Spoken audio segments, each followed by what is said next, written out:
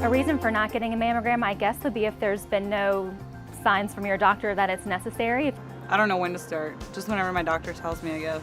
I think some of the excuses that I've heard are I don't have any breast cancer history in my family. I was afraid because everybody said it hurt really bad, and then when I turned 40, I was like, okay, well, let me wait till next year, and let me wait till next year, and then I waited a little too long. At age 40, all women should begin to have a conversation with their doctor about when would be the best time for them to begin screening. And it should be even younger for women who have a family history of breast cancer. They have you undress, and then they're going to put the mammography machine up against you, and they do press on the breasts somewhat to compress them so we can get better pictures. What's funny to me is they always say don't move, and you really can't. But it just lasts a few minutes. The technician will then take some pictures, and they'll take a look at them and make sure they're adequate, and then you're on your way. There are a lot of myths when it comes to breast cancer risk. Some women think that just because they breastfed, they're at low risk.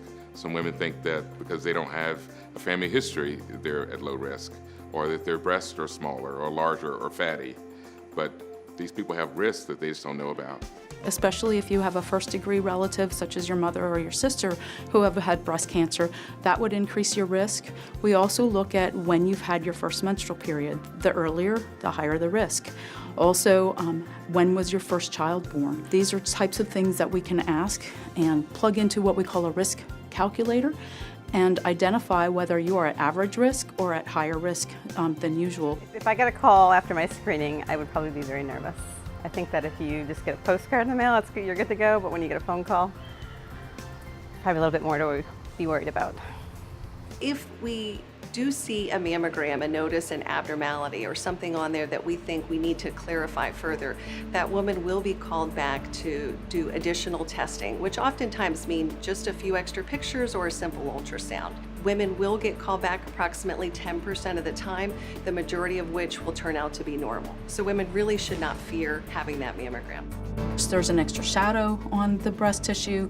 It can mean that something may have changed from your prior mammogram. Bottom line is, when they first call you back, it may be something benign and not to worry. Sometimes they just want to get more pictures to clarify things. I think some of the excuses that I've heard are that their insurance won't pay for it or it takes too long. Waiting is very uncomfortable. Depending on where you go to have your mammogram, some places will give you the information right then and there. Here within Sentara, we also have MyChart, so you'll often get your results within 24 hours.